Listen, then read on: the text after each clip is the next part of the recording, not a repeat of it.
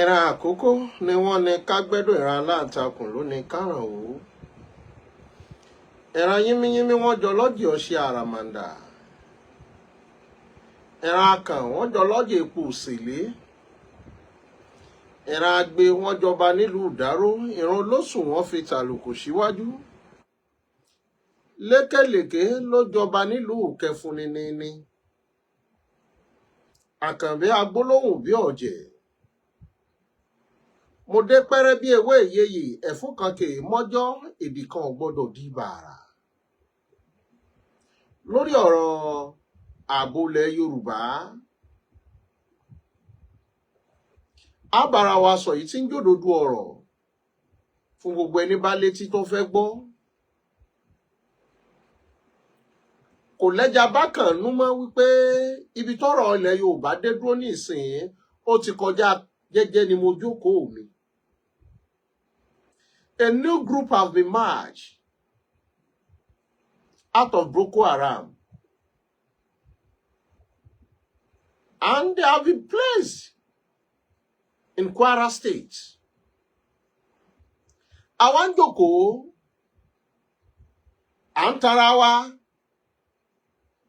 àjókòó, à ń pa àwọn lọ́balọ́ba, àjókòó, à ń pe Sunday Igboho, àjókòó bẹ́ẹ̀ là ń pe Eba Gani Adams. Orí ọ̀nà yẹn pín sọ́nà ìsọ̀rí tó yẹ kí gbogbo onílàákàyè ó jókòó kó wò wípé sọ́nà àbáyọ wà fọ́rọ̀ yìí. Àwọn gómìnà iṣẹ́ wọn tí wọ́n kọ́kọ́ ní lójúṣe wọn ni protect the life and properties of the citizens. Ká dáàbò bo ẹ̀mí àti dúkìá aráàlú níṣẹ́ wọn àkọ́kọ́. Láàrin èmi àti ẹ, security vote tí wọ́n ń gbà ṣé wọ́n na sórí ìdáàbòbò. Gbogbo state wa ṣáà ní social amenities tá a lè pè ní street light àti good roads. Ìyẹn kọ́kọ́ láàhẹ́ lápá àbẹ̀yẹ. Àmọ́ láàrin èmi àti ẹ, àwọn ọba aládé wa ẹnu wọn ò tọ́rọ̀. They have nothing to say. Ló fi jẹ́ pé local government chairman ó supersede gbogbo ọba àti èyí tó jẹ́ first class o àti second class o àti middle class o tá à ń jàjà èmi òjò ìwọ òjò mi. Local government chairman òun ni ó minute sí commissioner for chieftaincy title. Commissioner for chieftaincy title òun ni ó ṣẹ̀ṣẹ̀ submit gbogbo tó wá fẹ́ submit fún governor. Ló fi jẹ́ pé gbogbo àwọn ọba wa wọ́n place wọn under public officers. Ọba tó bá lóun ju alága local government lọ irọ́ ló fi pa. Ó lè jọ bí bóyá àbùkù kọ́. Ohun tí wọn náà lè ṣèwádìí tó mọ̀ ni wípé ṣé bẹ́ẹ̀ lórí. Nígbà táwọn colonist dé ni wọ́n deregulate ohun tí wọ́n ń pè ní constitution of tradition. Òun ló bí wàhálà dòní. Táwọn ọba finú dúkùúkùú láàrin ara wọn wípé kò yẹ kán gbélé síwájú, kò yẹ kán gbélé sókè. Má jẹ́ là ó lóògùn jìnnà. Regulatory tí wọ́n sáìn lọ́yọ̀ọ́ ṣé wọ́n pe ọba kankan dá sí? Tí wọ́n fi ní kí Ṣọ̀ún Ògbómọ̀ṣọ́, Aláàfin Ọ̀yọ́ àtolúbàdàn kí wọ́n mọ rotate chairmanship. Wọ́n pe ọba kankan dá sí nítorí wọ́n ní final say, wọ́n ní say. They don't have any say. They are just there to keep our tradition and culture. Wọ́n sì mọ́ wúlò fún olóṣèlú lásìkò tí òṣèlú bá bọ̀ láti bá wọn mobilize territory wọn káwọn lè rí ìbò ńbẹ̀. Ló fi jẹ́ pé ibi àyàn àwọn ọba wa sí lónìí péréte ló ń ojúṣe culture àti tradition yẹn ṣe. Ààbò ìlú ò sí lọ́wọ́ ọba.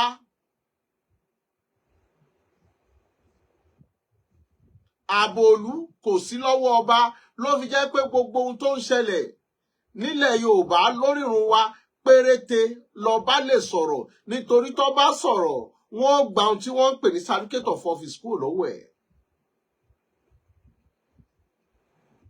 Wọ́n ṣe kí ni wọ́n gbà kúrò lọ́wọ́ ẹ̀ ló fi jẹ́ pé ó lójú ẹni tó rọ́rọ̀ sọ nígbà tí wọ́n mú olóyè Sunday Igboho pé ẹ wá sáìn gbogbo wọn ń wò pé ṣé wọn ní gba kíní kúrò lọ́wọ́ mi.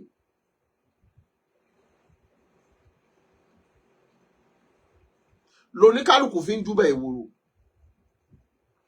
Àmọ́ mo wá wo interview ba ààrẹ Gani Adams. Wọ́n wá ní àwọn kọ lẹ́tà sáwọn gómìnà mẹ́fẹ̀ẹ̀fà wípé àwọn retí reply. Láàárín èmi àti ẹ, there won't be any reply.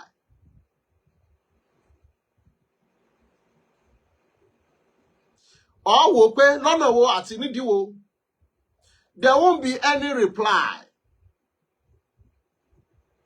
Because they are not the one who owns the power of the security scheme of the state, because the police and the soldiers are being controlled by the federal.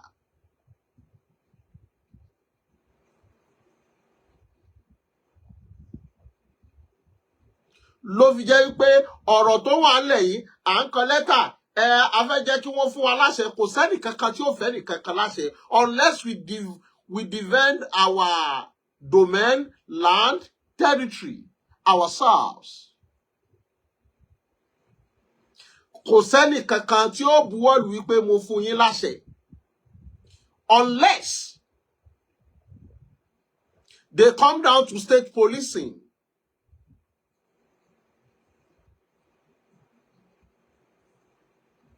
Unless we come back to regional system, unless we divide. If there is no separation, there won't be solution. If there is no regional system, there won't be little breathing space. Regional, yóò kàn fún wa ní breathing space again. But the final solution is separation. Orí ọ̀rọ̀ wa wá dàbí ọ̀rọ̀ ìwé kan tí mo kà ní Macmillan. Title ẹni Who Will Bail the Cat? Ta ni ó fi agogo sí ọrùn olóńgbò? Tá a bá wo gbogbo àwọn èèyàn wọ́n ní Sunday Igboho fẹnu wúgẹ́ẹ̀tì fẹnu gba nation. Gbogbo ẹ̀yin tẹ́ ń sọ bẹ́ẹ̀. Gbogbo àwọn olóṣèlú wa kí ni wọ́n fi ń gbàbò lọ́wọ́ wa ẹnu ni. Did Sunday Igboho have the force? And what she requires to have his own nation? Or do you have the full support of the masses?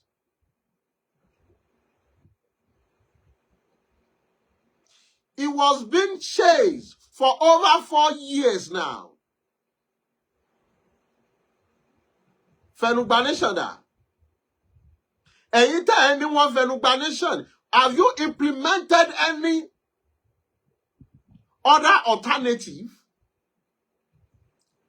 Ẹni tí ó sọ pé aṣọ yóò dá, ṣó ti bọ́ mi sí mi lọ́rùn. If you want to condemn anything, have you given me another one? Ohun tí wọ́n sọ sẹ́lòmíì lẹ́nu yóò wá tán náírà yìí. Yóò mọ̀ sọ lórí media. A lot of people are more sensitive than you do, and they are watching you. But they don't have the buoyance to come on air to talk.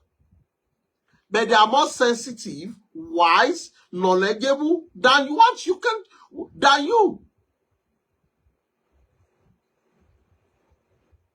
Gbogbo wa pátá, àtọba o, àti ìjòyè o, àtàmọ̀tẹ́kùn o, àti Àgbẹ̀kọ̀yà o, àti OPC o, gbogbo yín pátá ní fẹnugú gate.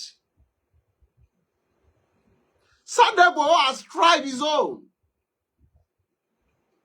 He came out Have you also came out? Who is going to give you the authorization?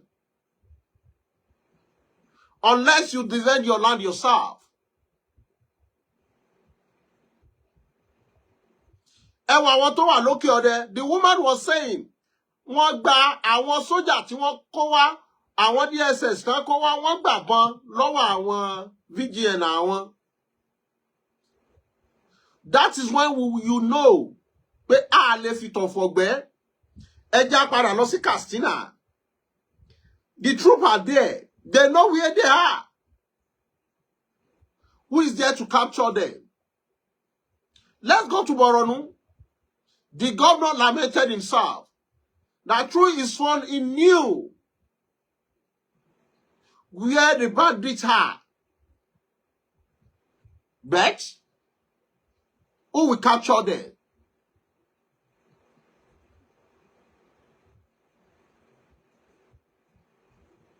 Even if the soldiers are trooping into the southwest, there will be a lot of calamity.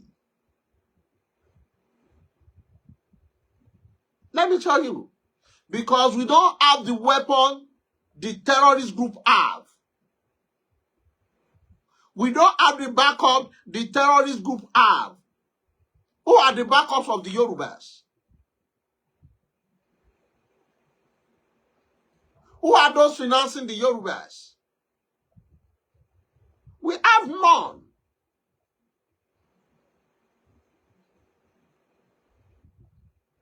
From head to toe, we are just parabolating in one circle, speaking without enforcing any action.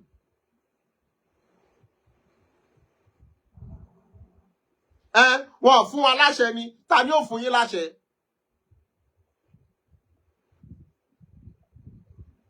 Ẹ̀yin tẹ́ ẹ gbàṣẹ lọ́jọ́ kìíní àná tójú ò tí làbá ìtẹ́ ń kọjú ìjà síra yín. Bàbá wa wí tán wá ní Sunday Igboho ráwọn blogger síta láti ṣe kíni.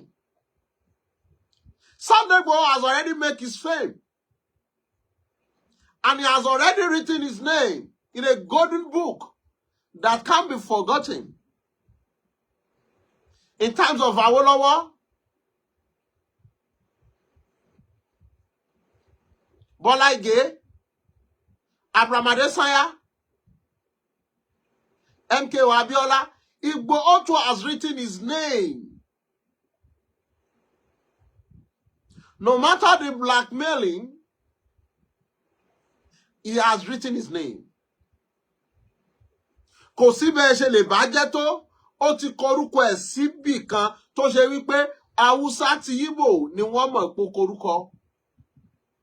Gbogbo èyí tá à ń fi Yorùbá sọ tá à ń búra wa, àwọn tí ò gbọ́ Yorùbá, wọ́n mọ̀ wò pé what are they saying? Orí lọ́dọ̀ àwọn Ìgbò, they know who is Sunday Igboho. Sunday Igboho, they know him very well.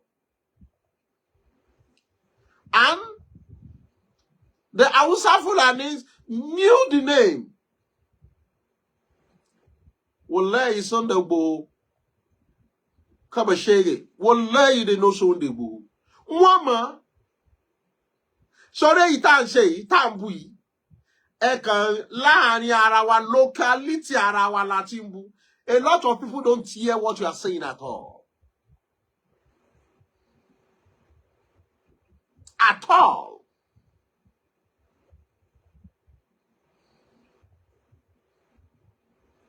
But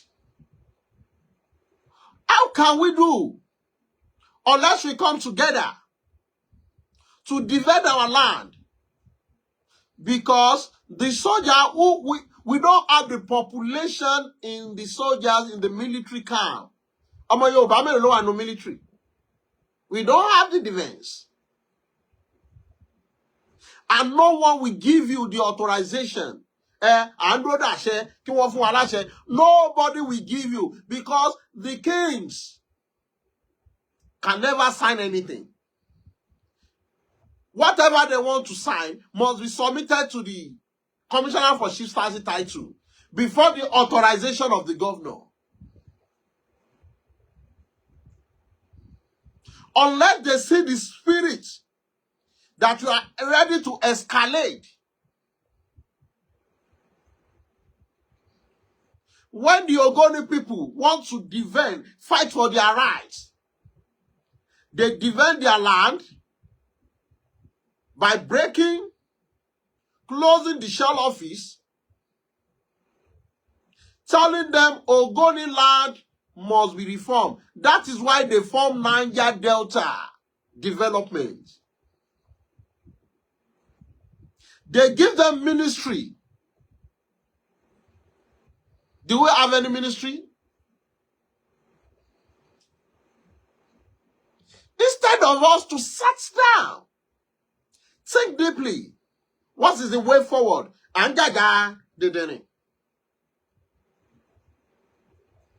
Can you please give me an evidence where Sunday Igboho has insulted Areba Gani Adams? No. Sunday Igboho ran a blogger jáde. Which blogger? How could he coordinate them? What are the connections between them?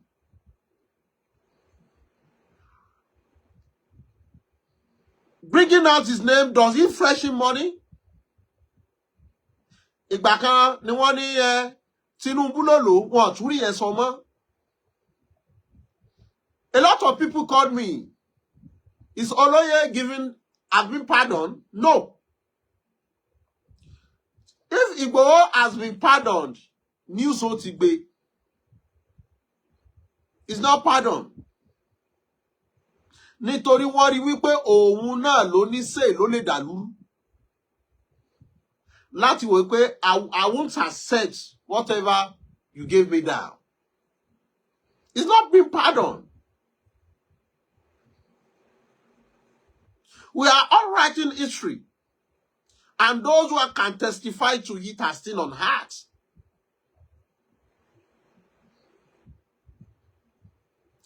So, what can we do? We face one way. Here it's clearer. Nobody, no governor, no king will give you any permission.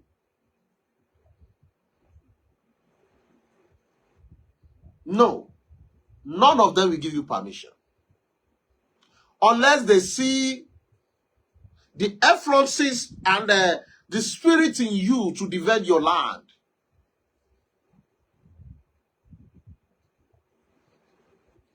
Bàbá dúró de pé tó bá fún wa láṣẹ o títí dọ̀la kò sáṣẹ kankan tí ó wà. At worst, they will go for state policing. Or we should have regional system of government. Because they are benefiting from it. Àwọn wo ni wọ́n ń gbowó oníṣẹ́ tí wọ́n rà. And let us clear something straight. All our towns and villages have been conquered.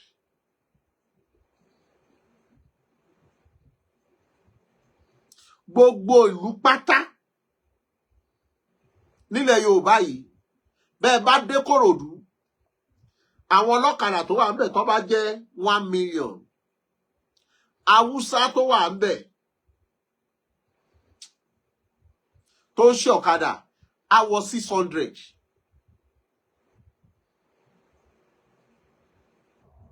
And they know the road from Ikorodu to Tokin, lọ sọ́nà Ìjẹ̀bú. Àgbọ́wá, Tokin, wọ́n mọ gbogbo ọ̀nà yẹn.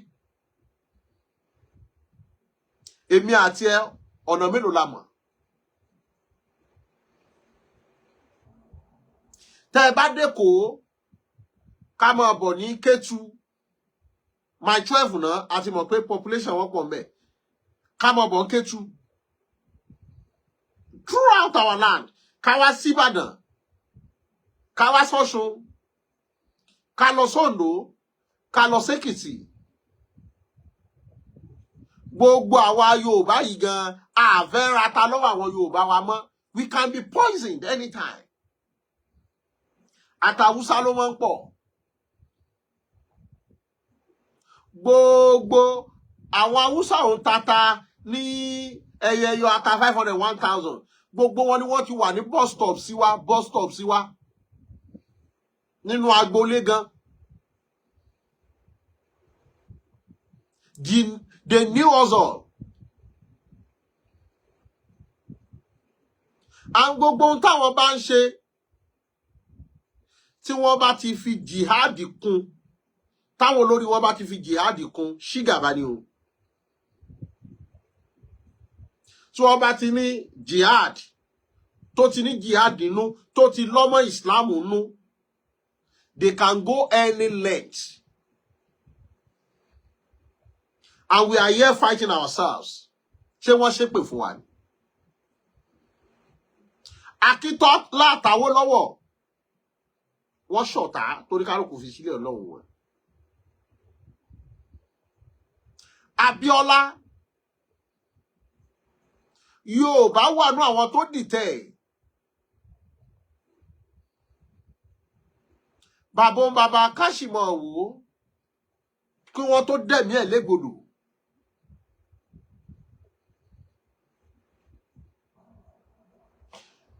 Ṣé bí Awólọ́wọ̀ ọmọ Yorùbá náà ni wọ́n ní kó dájú ẹ̀ tó dájú ẹ̀ sẹ́wọ̀n.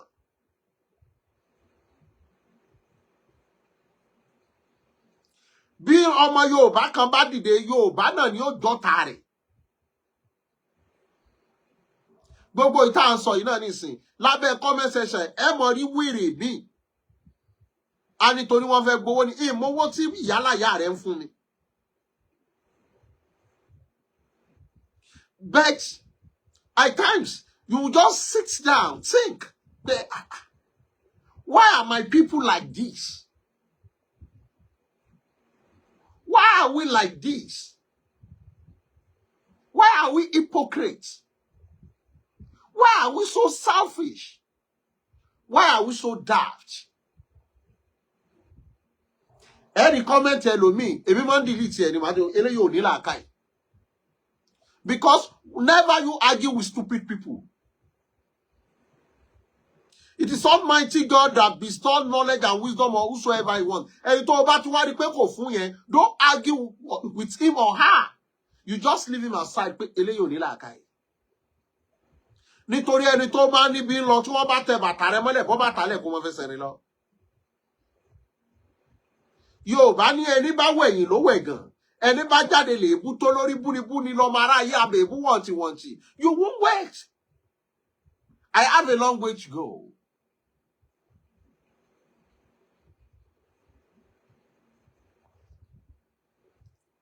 We have been conquered. Kanu pariwo. Igboho pariwo. Let me tell you, àwọn olóṣèlú wa, they are using us as trade by barter. Trade by barter. Pàṣípàrọ̀. If you give us this, we will give you this. If you give us this, we will give you this. They can never, till 2027, there can never be any good action concerning Boko Haram or bandits till 2027. Because if there is any serious attack against them, they may use that against Tinubu in the northern side.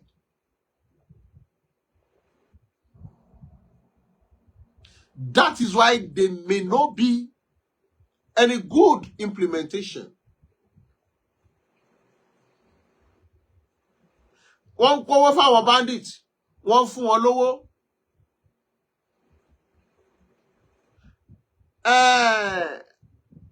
Is it not Colonel Danjuma said? He's unhappy concerning the situation in this country.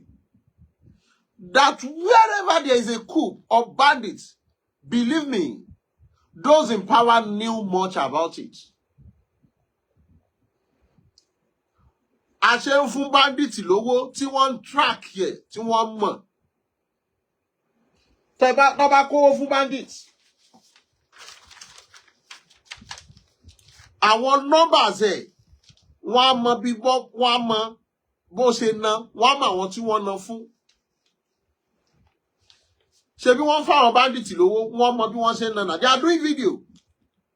Why don't they trace the number to know who they are spending it to? How is it coming out? No, they know what they are doing. Borno State Governor said, I knew the handout of all the bandits and Boko Haram, but if they could give me the power of controlling the soldiers and the police, the security agency, we will capture them. But who will give you?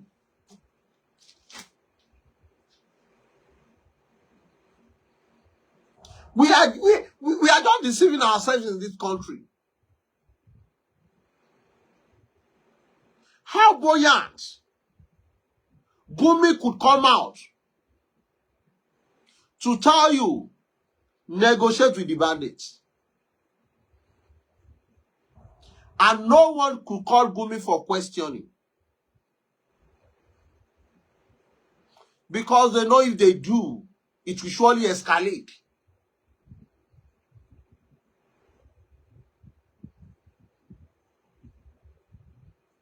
Let's forget.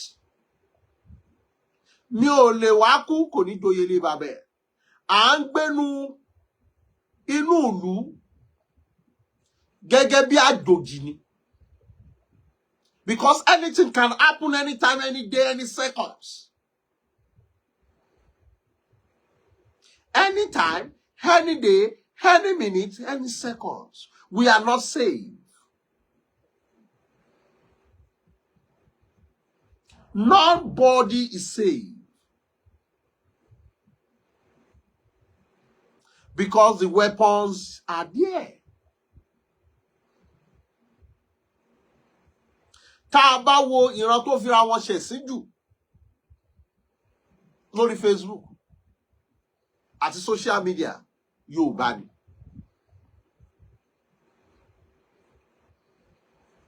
Ẹ̀sìn yẹn pọ̀ gan ni o. Àwọn kan wọ́n fi kówó jọ gbogbo wàhálà tó ń ṣẹlẹ̀ yìí.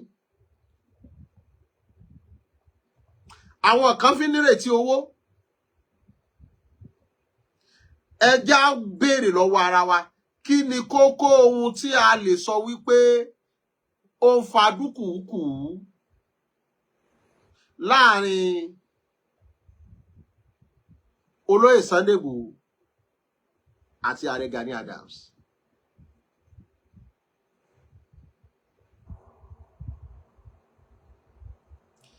Ẹ ní rí tangible reason kan. Ọ̀rọ̀ tí wọ́n bá sọ lẹ̀ gan, wọ́n lè ní wọ́n ní Igboho sọ pé, wọ́n ní wọ́n sọ pé, wọ́n ní adẹ̀fín fi ẹ̀mí ara wa adẹ̀fín ṣeré. Ìwọ̀nba lágbára àwọn ọba wa ló fi jẹ́ pé ọba kìíní kan tóbi, ọba kìíní kan tóbi. No. None of them have power more than a jurisdiction.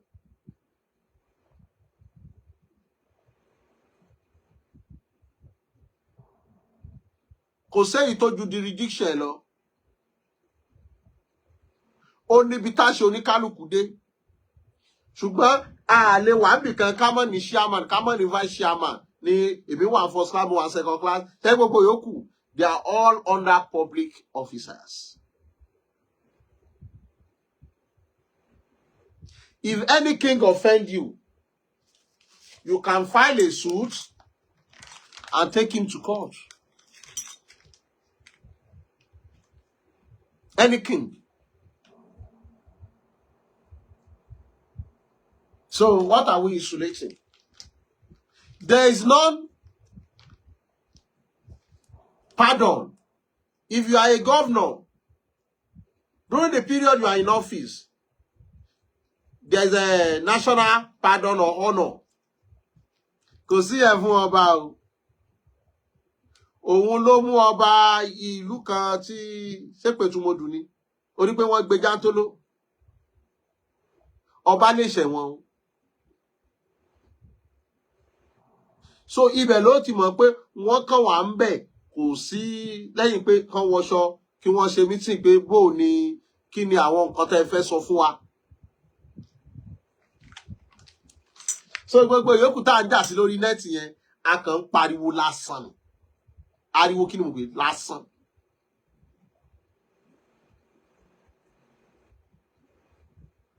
Gbogbo ẹni tí yóò ṣe kí ni wọn ní nǹkan kan tán lè ṣe.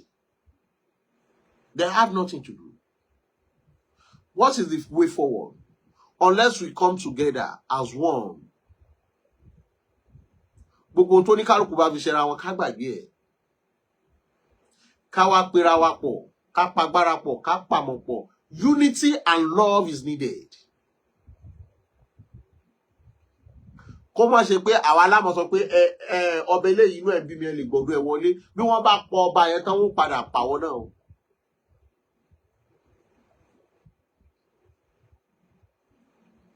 Bí ìlú bá wà là ń lọ́ba o. Gbogbo àwọn ìlú tó tú ní Kwara kọ́ba bẹ̀ ó lọ jókòó sáàfin bẹ̀. Ta ni ó pàṣẹ lé lórí? Bó sì ṣe wà ìlú yẹn lè tú gbé.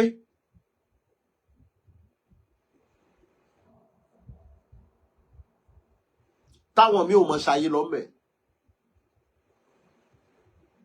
And concerning the constitution of Nigeria, if you are living in a state more than 10 years, you are now a citizen of the state. Bẹ́ẹ̀ báwọn kan bá fi gbàlú yẹn tí wọ́n ń gbé nísìn, wọ́n dọmọ onílùú yẹn nìyẹn o.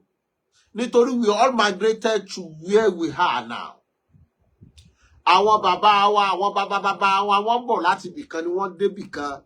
Ó níbi tí gbogbo wa ti ń bọ̀. Gbogbo wa pátá tí wọ́n bá wá trace wọ́n lè trace nífẹ̀.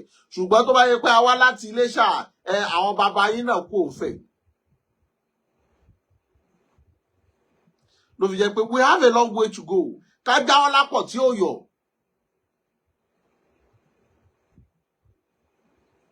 Ká lọ gómi lákaná. Ètò ààbò ilẹ̀ Yorùbá ó dọwọ́ kó wá wa. Akọ̀wé sí gómìnà wọn fún wa lésì kò sẹ́ni kankan tí ó mèsì wá. Gbogbo àwọn ìwé táwọn Yorùbá nation láwọn kọ sáwọn UN, have you seen any meaningful result? Because they are the one eating out of it. We are into modern slavery. They control our resources. Anyone who is going to break them down won't be the president of this country. Unless we fight for our rights or there is revolution. Someone like Sowore, they will never want a kind of person to be the president of this country. No. Because they knew it will affect their country because they are tapping from our mineral resources.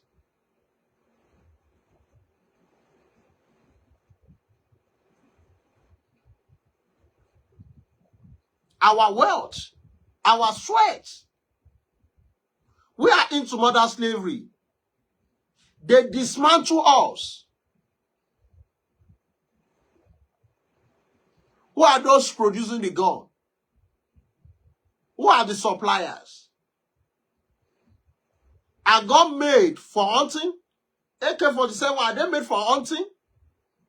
Are all the rifles made for hunting? They are made for war and battles. If you have a rest of mind, who will purchase them?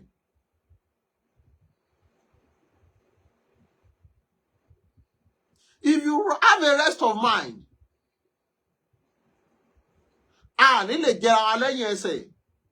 that is why they split us. They are the one financing them. Head the president who doesn't abide to the rules and regulation will be sanctioned.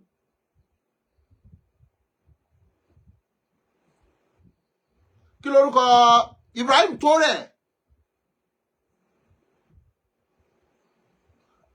Until we're in fault to overthrow the government, that is when they are having progress. Ibrahim Tore. Gaddafi was killed because of the liberation of the Africans. Ohun tó ń bá wa jà kọjá ogun Fúlàní, ogun international ló ń bá wa jà.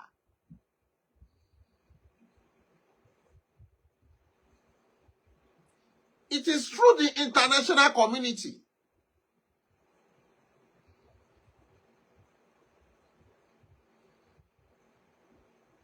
They knew.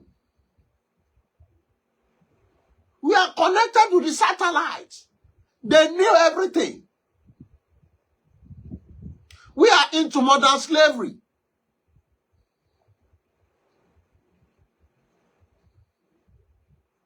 But a lot of people, Òṣogbo, Ìbàdàn, Ọ̀yọ́ ló fi ń wò rárá o. Gani Adams àti Sunday Igboho ló fi ń wò, Aláàfin Ọ̀yọ́ àti Ọọ̀ni Ifẹ̀, Olúwo àti. Think beyond that.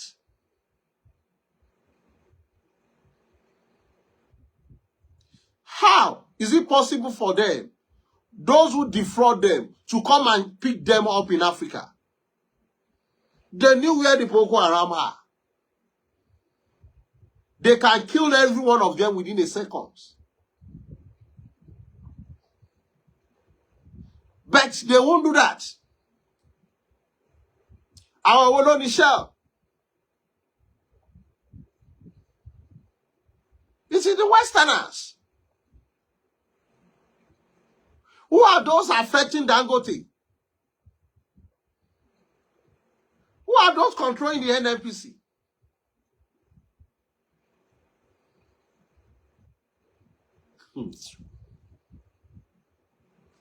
Ṣùgbọ́n Yorùbá ní Èdùmàrè má jẹ́ kẹ́ni tó gọ̀ ó gbọ́n. Kíran ọlọ́gbọ́n lè máa ríru wọn tún jẹ bí iṣu. Bàbá Ajáyégbà Ìdí Àlàó ní ẹni gbọ́n mẹ́ni ọgbọ́n, ẹni ọgọ̀ ni ọmọra wọn. Àmọ́ bí bá sọ fẹ́ni tó gọ̀ yóò dìjà. Bẹ́ẹ̀ bá tún wá sọ fẹ́ni tó gọ̀ pé agọ̀ léléyìí, àwọn níwà múra kankan lórí Facebook.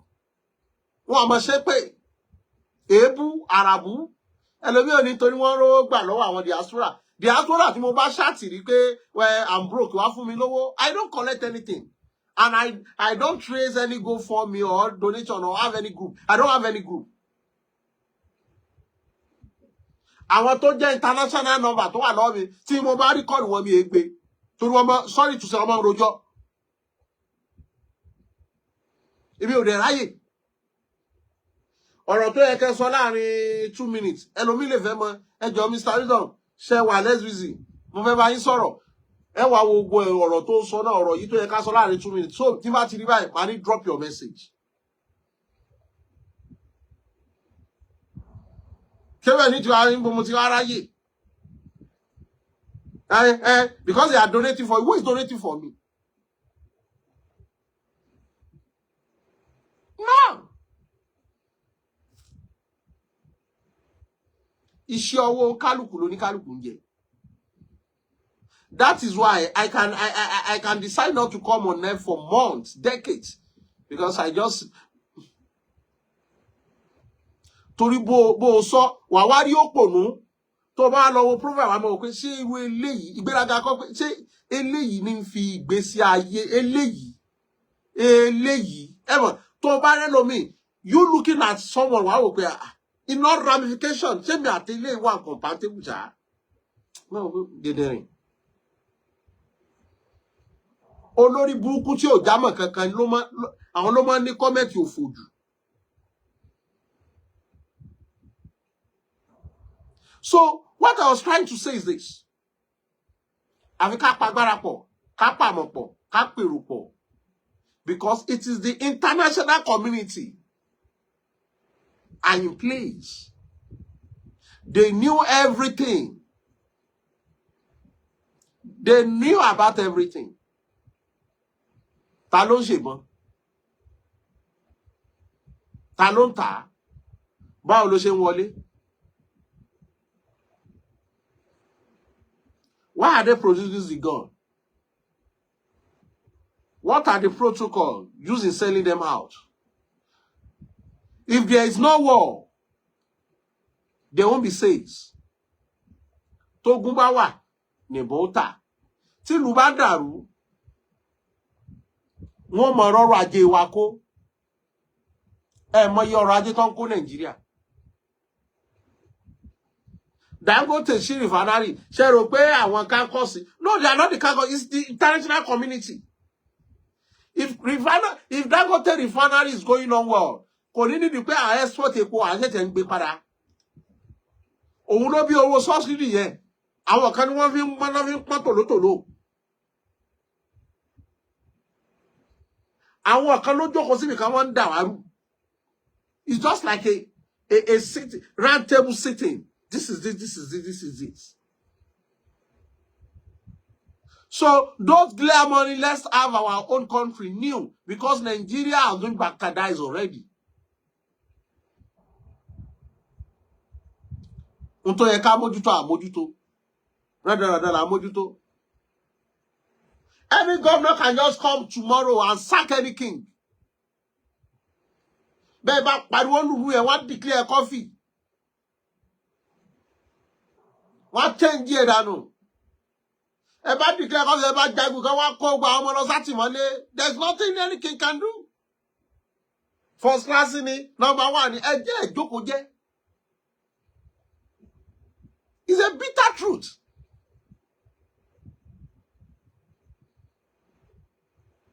Ifá ti yan ọba sẹ́yìn o. Gómìnà ló yan ọba. That is why Baba Obasanjo could lament.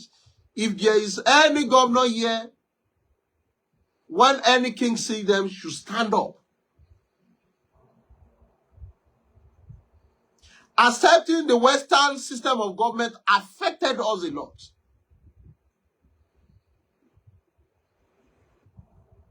Gbogbo ohun tó bá ti dùn, tí mọ̀ pé yóò ní aburú, bá a ṣe ní èyìnbó, civilized, kiri kan wà, bẹ́ẹ̀ náà ló ń affect wa. It affects us a lot. So let's join hands together. Kẹ́ gbàgbé òṣì. Igboho is not holding anybody back. So for those saying àwọn ààrẹ fẹ́ gbàṣẹ ni, kò sẹ́ni kankan tí ó fẹ́ ní kankan láṣẹ. À ń tara wa ni, à ń fi yẹn buy time ni, kò sẹ́ni kankan tí ó fẹ́ ní kankan láṣẹ. Àṣẹ kankan yẹn, ẹ jẹ́ àgbà yìí, kò sẹ́ni kankan tí ó fi yẹn kankan láṣẹ. So ẹ̀kan lẹ́tà sáwọn gómìnà láti bí ọdún kan wọn mú reply, kò sẹ́ni kankan tí ó mú reply wa. Kódà ó lè mọ́ déwájú ẹ̀gẹ́ yóò kàn fi sẹ́gbẹ̀ẹ́ kí ni àwọn eléyìí ní kí n sign nísìn. Kí n sign pé kẹmọ lọ báwọn èèyàn jagun. Unless they can resort to state policing, pé káriwo wọn mọ́ pọ̀ jù kan tó ti suppress wa. Unless we split. Àkànbí, mo fẹ́ mọ fèyí ṣe lọ. Mi ò ní lọ ẹja tó lọ tí ò dé sàlẹ̀ omi. Mi ò ní lọ kọ̀ọ̀kan tó lọ tí ò dé sàlẹ̀ odò. Mo dúpẹ́ lọ́wọ́ gbogbo ẹ̀yin tá a jọ ṣe talẹ́ yìí. Mi ò bá kí yín, ṣùgbọ́n kọ́mẹ́ǹtì yẹn kò láǹfààní kó gbé hàn kí n lè rí gbogbo àwọn tí wọ́n wà ń bẹ̀. Ìgbà míì nẹ́tíwọ̀kì a máa jẹ́ ó ṣe wèrè ìhìn rí ní o. Ẹ má bínú, mo kí gbogbo wa pátá, mi ò lólódì níbi kankan. Àbùdé ń tolókun, àbùdé ń tọlọ́sà, a kì í rójú ọgbẹ́ àná lára omi. Iṣẹ́ ìṣe wa, òwò ẹnìkọ̀ọ̀kan wa yóò mọ̀ tẹ̀síwájú. Forward ever, backward never to us all. Ọba tí pa Ísírẹ́lì mọ́ tí kì í tògbé bẹ́ẹ̀ ni kì í sùn, yóò mọ̀ pa wá mọ́. A ò ní rógún orílẹ̀ kò délé, oroko kò dóko, ó toko oroko dóko oroko tó. Àlùbá ò ní wọṣẹ́ gbogbo wa, gbèsè ò ní lé wa kúrò ní gbogbo tí gbogbo wa ń gbé. Ó dàárọ̀ ẹ̀yin bàbá, ó dàárọ̀ ẹ̀yin màmá, ó dàbọ̀ ẹ̀yin ẹ̀gbọ́n, ó dàbọ̀ ẹ̀yin àbúrò.